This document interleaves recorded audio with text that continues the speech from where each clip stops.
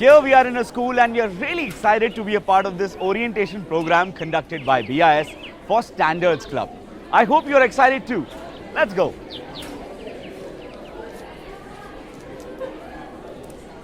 Hello friends. Hello sir. Okay, so we all use hundreds of products in our day-to-day life, right? Such as pens, toothbrushes, electric iron, electric switches, computers, mobile, thermometers, mattresses, thermos, flasks and batteries, to name a few.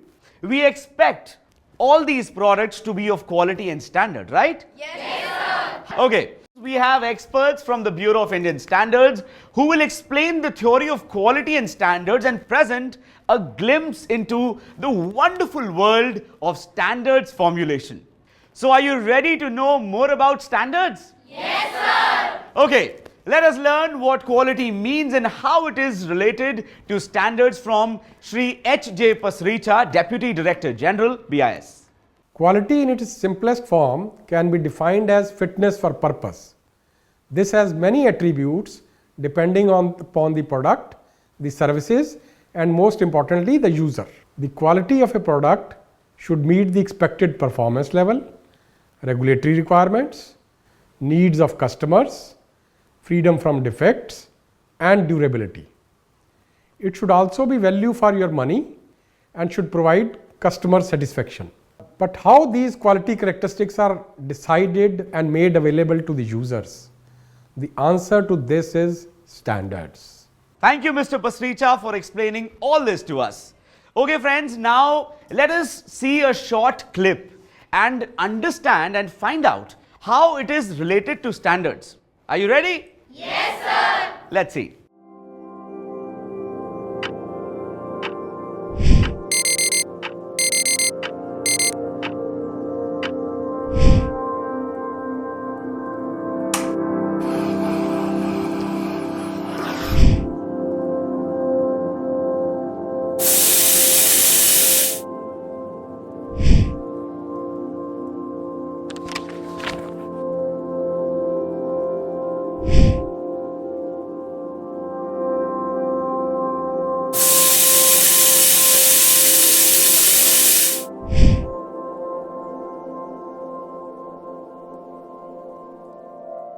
So now that you have seen this clip, you must have noticed these products.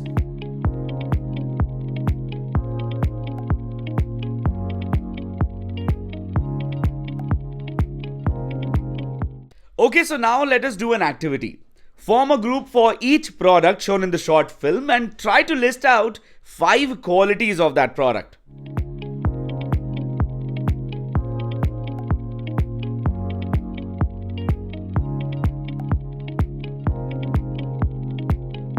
The boy's journey from waking up to school was made possible due to the expected functioning of these products. But then, how these qualities are related to standards?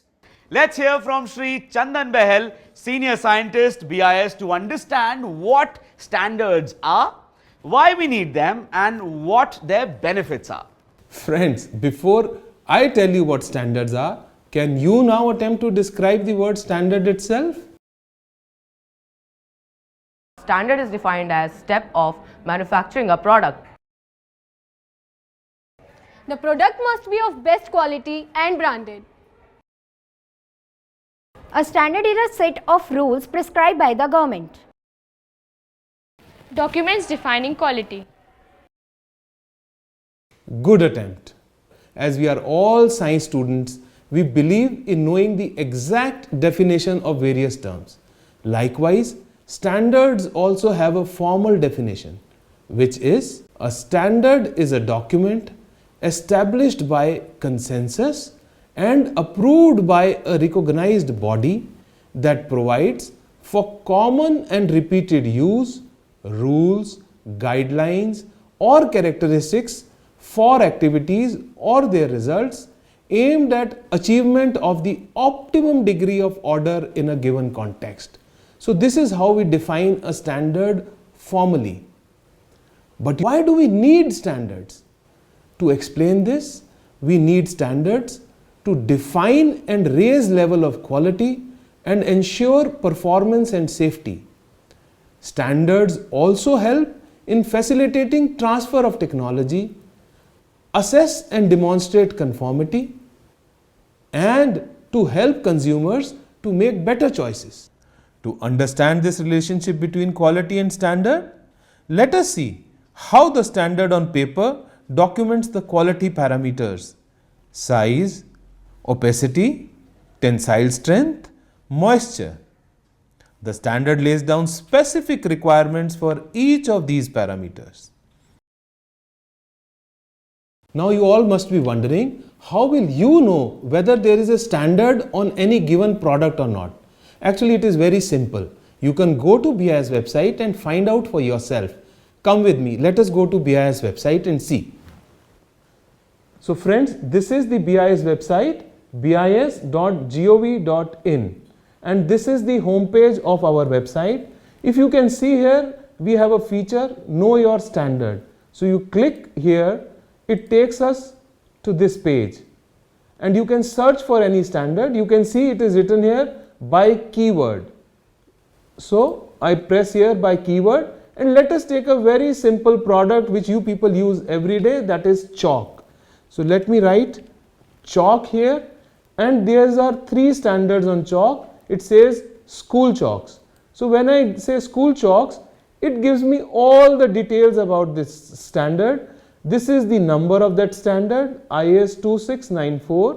It was made in 2018, and when I go below, it gives me, I can download the standard from here, and I can see most other informations that we need to know about standards, right? So see, it is very simple to know standards for any given product. And now you can keep thinking of products. You are using thermometers, you are using benzene, and so many other products in your school. Go to the BIS website, keep navigating, keep learning. And also, do not forget to access the catalog of consumer-focused standards on BIS website www.bis.gov.in. What a fascinating world of standards it is. I'm sure you must have enjoyed this. Yes, sir. Great. But the question is whether the standards are limited only to the products. Let's find out from Sri Rajiv Sharma. Various standards which Mr. Bahel explained are the product standards. However, there are other kinds of standards also. The second on the list is standards on terminology, symbols and vocabulary. These standards define the technical and other terms used in different standards to ensure a common and uniform understanding of the term in the given context. The third on this list is the standards on methods of tests. Yes, you heard it right. There are standards on methods of tests as well. These standards describe the test methods to be followed for various characteristics of similar products. These are also supplemented with details of sampling, equipment, sequence of tests, etc. You will learn about them in the latter half of this film. The fourth category is codes of practice. These standards recommend practices or procedures for the design, manufacture, installation, maintenance or utilization of equipment and product. This was amazing. So now we know what are standards and the different categories. Now, let's dive deep into some examples and see how the quality and standards of those things ensured. We will start with Sri N.K. Kansara, who will tell us about water. Before I talk about the quality parameters for packaged drinking water, may I ask you to mention the quality requirements that you would like to see in packaged drinking water? Clean, no foul smell, clear view, taste good, No external material. Pure. Bacteria free. free from harmful microorganisms, free from iron, fluoride, arsenic. Excellent. Now let us look at the common quality parameters of packaged drinking water. Keeping in view the real and perceived needs, the quality characteristics of water are grouped under organoleptic, physical, chemical, microbiological and radiological properties. We would learn about these properties and how are they measured for deciding whether they meet the standards. Color of water, is checked in terms of true color units. The simplest way of checking the color is by comparison against solutions of known color values developed using special chemicals. Odor and taste. Water is expected to be odorless and tasteless. However, both these characteristics are subjective in nature, as different consumers can have different perceptions on drinking the same water. Therefore, there is a need for standardized methods of tests even for these simple characteristics, which are in the form of panel of tasters, to arrive at general acceptable levels of quality. Let us talk about a very simple terminology, the pH. We have learnt in our chemistry class that pH is the measure of hydrogen ion concentration, defining acidity or alkalinity of a solution, and that the pH scale is between 0 and 14. For water, the pH is considered to be 7. However, the packaged drinking water contains many dissolved solids, due to which its pH is likely to vary. The permissible limit for pH of packaged drinking water is from 6 to 8.5. Total dissolved solids. It is general conception that water contains certain dissolved solids which are basically chemical compounds or salts. These are expected to be within specified limit, and the overall limit is 500 ppm. The testing of total dissolved solid is based on the principle of evaporating water at increased temperature and weighing the residues in solid form. Chemical requirements of water. Various chemicals which were expected to be absent or present in a permissible limits are barium, copper, iron, manganese, zinc, silver, aluminum, selenium, calcium, magnesium, sodium, antimony, nitrate, nitrite, fluoride, chloride, sulfate, alkalinity, residual free chloride, mineral oil, anionic surface active agents, phenolic compounds, bromates, etc. Let us talk about microbiological requirements. For checking the microbiological quality of water, the presence of variety of microorganisms are checked. These are E. coli, coliform, streptococci and staphylococcus, sulfide reducing anaerobes, Pseudomonas, aerobic microbial count, yeast and mold, salmonella and shigella, vibrio cholera, etc. Hygienic conditions. The quality of drinking water in bottles is directly linked to the hygienic conditions maintained by the manufacturer in its factory during processing and storage, and also during transportation. Packaging. The type and manner of packing drinking water is also an important factor in ensuring and maintaining its quality. So, next time when you sip packaged drinking water, just remember the various quality checks it has gone through. Wow, this was quite eye-opening, wasn't it? Yes, sir. I never knew that so much goes behind before we drink water. Now it is time to take a look at another example. For instance, electric switches and sockets. Yes, there are standards on this also. Ms. Neha from BIS will tell us about it. As you have already learnt in your physics class that electricity is the flow of electrons in a conductor. Now, this flow in and out of any equipment or appliance is regulated at the flick of a switch or a push of a button. But due to its very nature, the electricity flows have to be handled with care. Now, let us learn about some of the important quality characteristics that should have. So, the first one is protection against electric shock.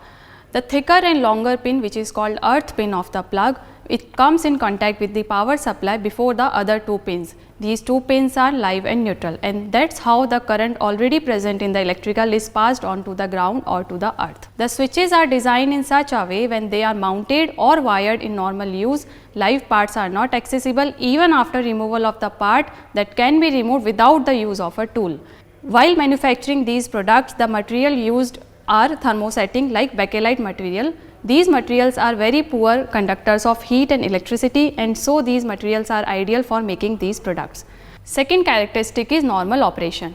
It is expected that during normal use over a period of time, products undergo mechanical, electrical and thermal stresses. However, a good quality product is expected to withstand such stresses. Normal use over a prolonged period is simulated through operating the product for 20,000 times on and off position, that is for 40,000 operations. The third important characteristic is resistance to abnormal heat and to fire. Many times excessive amount of current is drawn by a product for longer period. The insulation material in such cases should not melt or initiate fire. Instead, it should allow the protection system to work, that is tripping of MCB or blowing of fuse. The fourth one is design, feature and workmanship. The pins of the product be such that it should allow proper fit and do not leave any loose contact. The loose connection can lead to sparking due to ionization of air in the space between them and eventually leading to fire. The plugs and sockets are designed in such a way that they are compatible with each other even they are from different brands, in order to have proper fitting and to prevent loose connection and therefore sparking. In this line, the fifth important characteristic is mechanical strength. Plug, sockets and switches, they shall have adequate mechanical strength so as to withstand the stresses imposed during installation and use.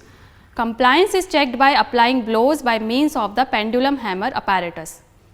Another important product which is essential for making electrical connection is cables or conductors, which comes in different ratings and sizes for different purposes. So, what comes to your mind when we talk about cables, conductors and their properties like conductance, resistance, etc. So, you all may be familiar with Wheatstone bridge and Kelvin bridge. These bridges are used for measuring resistance of a cables and conductors.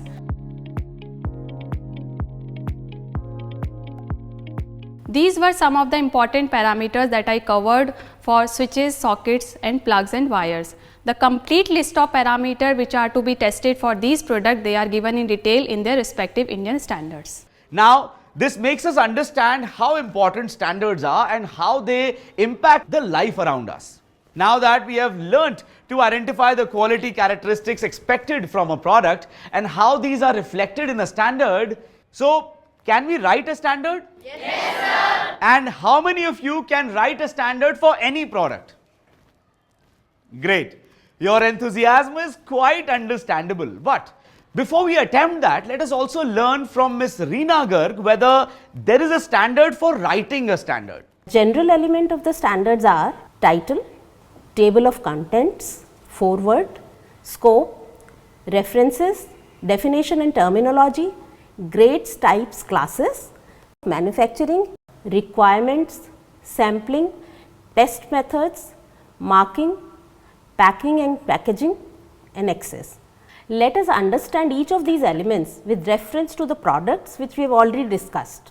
Firstly, the title. The title should contain the subject for which the standard is about. Foreword. So, as the heading itself suggests, it contains some background information about the product, its significance and the technical committee which has formulated this standard. Next is scope. So, this part of the standard mentions the product and its field of coverage by the standard in a very unambiguous manner. So, it also mentions as to what the standard does not cover. Next comes the references. So, this clause is meant for giving information related to other standards which are to be necessarily referred for use of this particular standard. So, next element is about manufacturing. For certain products as considered appropriate, keeping in view the health and safety aspect and other specific needs, the standard also contains details of raw materials which can be used and the process of manufacturing which can be adopted by the manufacturers. And now packing and packaging. So, packing and packaging are decided depending upon the type of product, its characteristics, quantities involved and also the mode of transport in general. Now, the marking clause.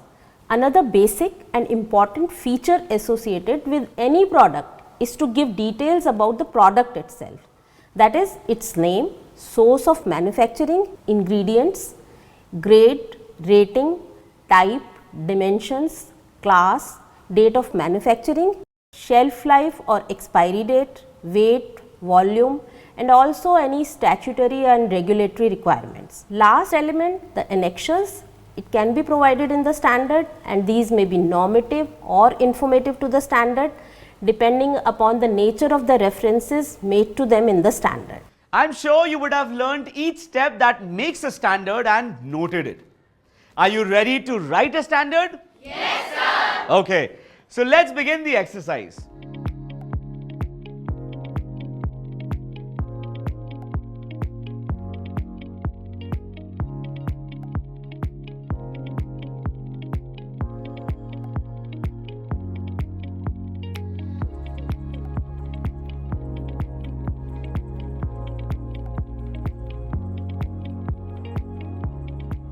That was quite an exercise.